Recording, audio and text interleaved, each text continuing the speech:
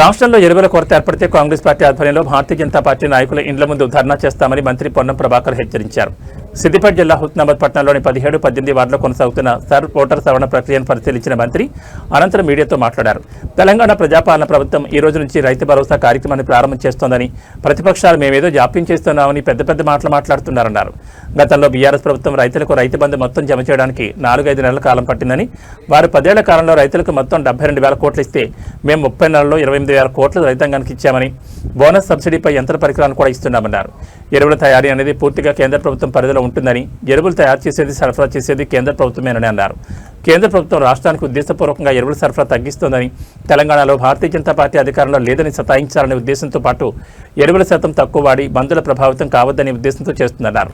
రాష్ట్రానికి సరిపడా ఎరువులు సరఫరా చేయాలని ముఖ్యమంత్రి, మంత్రులం అనేక సార్లు కేంద్ర ప్రభుత్వాన్ని డిమాండ్ చేశామని, రాష్ట్రానికి సంబంధించిన ఎరువుల సరఫరా భారతీయ జనతా పార్టీ బాధ్యత అన్నారు. కేంద్రం తయారు చేస్తున్న ఎరువులతో పాటుగా రామగుండం ఫర్టిలైజర్ ఫ్యాక్టరీలో తయారయ్యే ఎరువులు మొత్తం తెలంగాణ రైతాంగానికి ఇవ్వాలని డిమాండ్ చేశారు. ఎరువులకు సంబంధించి తెలంగాణ రైతులు ఇబ్బందులు పడుతుంటే కేంద్ర ప్రభుత్వం ప్రేక్షక పాత్ర వహిస్తోందని, రాష్ట్రంలో 8 మంది బీజేపీ ఎంపీలు, 2 కేంద్ర మంత్రులు ఉన్నా పట్టించుకోవడం లేదన్నారు. వచ్చేసరికి అధికారం మాది అని చెప్పుకుంటున్న రాష్ట్ర బీజేపీ నాయకులకు రైతులకు సంబంధించి ఎరువుల కొరత విషయంలో మాట్లాడే బాధ్యత లేదని ప్రశ్నించారు. ఎరువుల కొరత విషయంలో రాష్ట్ర బీజేపీ ఎంపీలు, కేంద్ర మంత్రులు జాగ్రత్తగా ఉండాలని సూచించారు. యూరియా యాప్కు సంబంధించి ఎవరైనా రైతులకు ఆపరేటింగ్ చేయడం రాకపోతే రైతు వేదికల్లో సంబంధిత ఏఈఓలను సంప్రదించారన్నారు. వచ్చిన ఎరువులను రైతులందరికీ ఇబ్బందులు లేకుండా సరఫరా చేసే బాధ్యత తమ ప్రభుత్వానిదన్నారు. తెలంగాణ ప్రజాపాలన ప్రభుత్వం ఈ రోజు నుంచి రైతు భరోసా కార్యక్రమాన్ని ప్రారంభం చేస్తూ ఉంది. ఈ సందర్భంలో కొంత ప్రతిపక్షాలు చాలా పెద్ద పెద్ద మాటలు మాట్లాడుతున్న సందర్భంగా, మీరు ఎన్రోల్ చేస్తున్నారు, మీరు దాని మీద ఆర్భాటం చేస్తున్నారు అని చెప్పే పరిస్థితి సందర్భంగా మీ అందరికీ వాస్తవాలు, ఇదంతా కూడా అఫీషియల్ డాక్యుమెంటు. ప్రభుత్వాలు మారినా ఈ రికార్డులు అనేటువంటి యథావిధంగా కొనసాగుతాయి. వాళ్ళు రైతు బంధు 2018, 19లో ప్రారంభం చేసినాడు. వానాకాలం టైంలో 4,000 రూపాయలు మొదటిసారి ఇచ్చి ఎన్నికల సమయంలో ఓట్లకు పోయేటప్పుడు గనగన SMS మోగించినటువంటి పరిస్థితి తెలుసు మీకు. దాని తర్వాత అప్పుడు ఇచ్చినప్పుడు 4 నెలల 5 రోజులు ఇచ్చారు.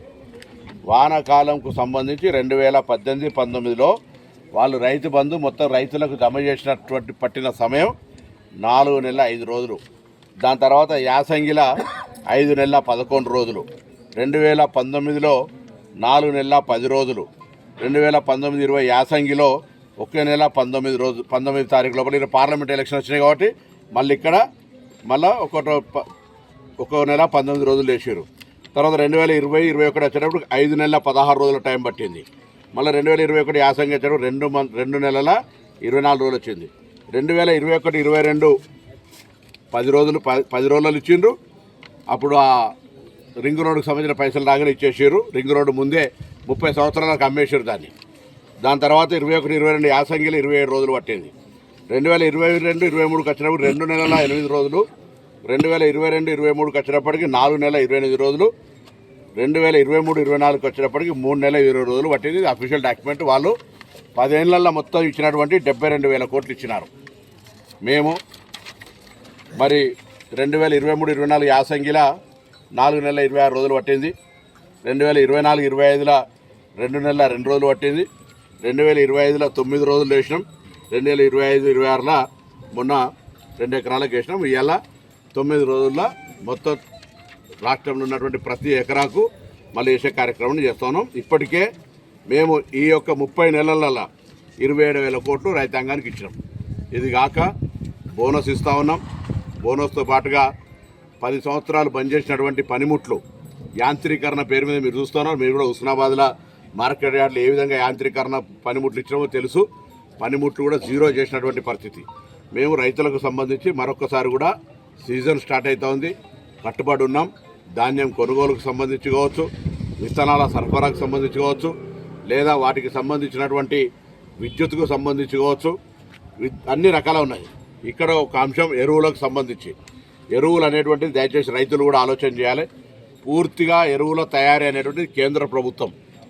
రాష్ట్రాలు ఎక్కడ కూడా ఈ దేశంలోనే ఏ రాష్ట్రం ఎరువులు తయారు చేసుకోదు. ఎరువుల శాఖ కూడా కేంద్ర ప్రభుత్వం దగ్గర ఉంటుంది, కెమికల్ అండ్ ఫర్టిలైజర్ డిపార్ట్మెంట్ అనేది. సో వాళ్ళు తయారు చేసేది వాళ్ళే, సరఫరా చేసేది వాళ్ళే. వాళ్ళు ఉద్దేశపూర్వకంగా సరఫరాలు తగ్గించి అలా 2 రకాలు, ఒకటేమో తెలంగాణలో భారతీయ జనతా పార్టీ లేదు కాబట్టి సతాయించాలనేది ఒకటి. రెండోది, ఎరువుల శాతాన్ని తక్కువ వాడి మందుబువ్వ తినద్దు, మందులకు సంబంధించినటువంటి ప్రభావితం కావద్దు అనే దాని మీద రెండో ఆలోచన కూడా అందులో ఉంది. ఇటువంటి పరిస్థితుల్లో రైతులు అర్థం చేసుకునేటువంటి పరిస్థితి ఉండాలి. నేను మొన్న కూడా కాంగ్రెస్ పార్టీ పక్షాన చెప్పినాం, ఈ రాష్ట్రంలో ఎరువుల సరఫరాకు సంబంధించి ముఖ్యమంత్రి గారితో పాటుగా మేమందరం కూడా అనేక సందర్భాల్లో కేంద్ర ప్రభుత్వాన్ని డిమాండ్ చేసినాం. తప్పకుండా ఎరువుల సరఫరా భారతీయ జనతా పార్టీ బాధ్యత. కేంద్ర ప్రభుత్వం తయారు చేసేటువంటి ఎరువులతో పాటుగా తెలంగాణలో ఉన్నటువంటి రామగుండం ఫర్టిలైజర్ ఫ్యాక్టరీ నుంచి కూడా మొత్తం తెలంగాణ రైతాంగానికి ఇవ్వాలని డిమాండ్ చేస్తూ ఉన్నాం. మా ఎరువులకు సంబంధించి రైతులు ఇబ్బంది పడుతుంటే కూడా కేంద్ర ప్రభుత్వం ప్రేక్షక పాత్ర వహిస్తూ ఉన్నది.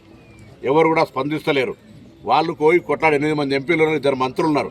పోయి వచ్చేసారి మాదే అధికారం అనేటువంటి మీరు రైతులకు సంబంధించినటువంటి ఎరువుల కొరత విషయంలో కూడా మీకు బాధ్యత లేదని అడుగుతాను. ఇవాళ ఈ ఎరువుల కొరత ఇక్కడ ఏర్పడితే భారతీయ జనతా పార్టీ నాయకులు ఇంటి ముందు ధర్నా చేస్తాం. బాధ్యత వహించండి, మీ నాయకత్వం మీద ఒత్తిడి తేండి.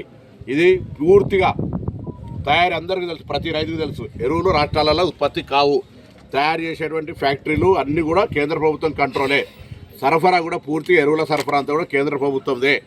ఎక్కడ కూడా రాష్ట్ర ప్రభుత్వానికి సంబంధం లేదు. కాబట్టి ఈ సరఫరా విషయం లోపల ఎక్కడ కూడా మరి కేంద్ర ప్రభుత్వం భారతీయ జనతా పార్టీ నిర్లక్ష్యం చేయకుండా, తెలంగాణ రైతుల పట్ల వివక్ష చూపెట్టకుండా, నిధులలో వివక్ష, తెలంగాణ ఏర్పాటు పట్ల అపహాస్యం చేయడము, ఇది అలవాటుగా మారిపోయినటువంటి సందర్భంలో ఎరువులకు ఏమాత్రం ఇబ్బంది కలిగినా భారతీయ జనతా పార్టీ నాయకత్వం ఇళ్ల ముందర ధర్నా